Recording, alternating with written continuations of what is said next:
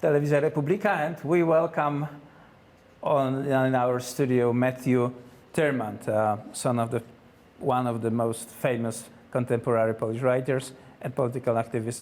I remember 2014, and I was really walking the towns of Poland and looking where is possible escape from the bombs or something like that, because it looked that serious. Now you sound like Michał Rahon, but okay. Now we had the tensions in Belarus. The Belarus is 200 kilometers, less than 200 kilometers here from Warsaw, so theoretically it's hour and a half drive, and you are in Grodno, hour and 2 hours, Brześć. You are in Brześć. And suddenly nobody cares because we have your United States soldiers over here. We have very strong cooperation, and that really changes the Polish strategy. It does, but I believe I'm a rational pragmatist. Some people would disagree with my own self-assessment. My view is that it's somewhat symbolic. Poland is an anchor NATO member that has been paying the requisite 2%, moving toward 3% of statutory GDP. As a commitment to collective defense, Poland is on the front lines as the biggest economy and the biggest country by population within the NATO membership that exists on the peripheral border.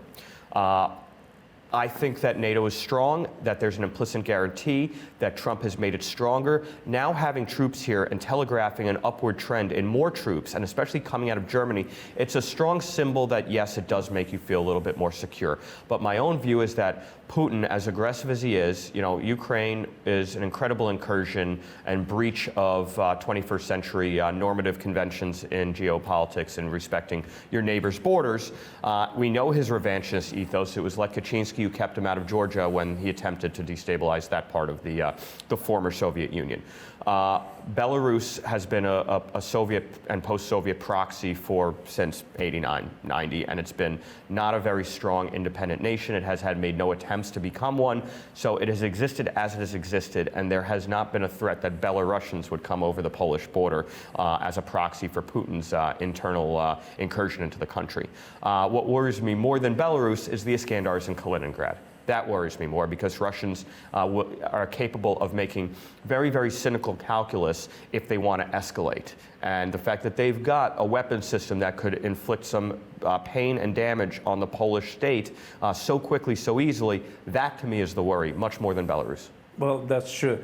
But with increased presence of the NATO troops, any movement against Poland, the stake is higher than it was in 2014, right? Well, the stake is going to continue to rise because Putin, the longer he's there, the more tenuous his grip on power becomes, the more he needs some sort of fig leaf creation to justify his power. And Putin has shown that when his power is in peril, he looks outward as a way to prove strength of Russia. You've heard this, that the Russian media are accusing Poland for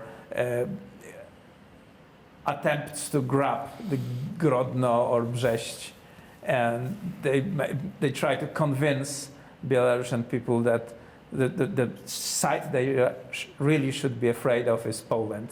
How is it? Look, I mean, the Russians, like the Chinese, when you come from these communist systems like North Korea, like Cuba, like Venezuela, the reportage and the truth shall never meet on the same page. They try and exercise social control through disinformation, internal and external narrative setting.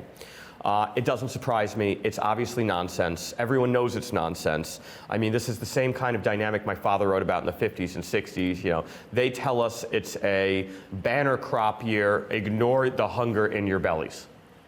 People are smart enough to know it's the same thing in America with what the left is doing. People know that these are not peaceful protesters when they're throwing bricks through windows and beating people to death in the street. So when they lie this brazenly, it further weakens them ultimately. So it is what it is.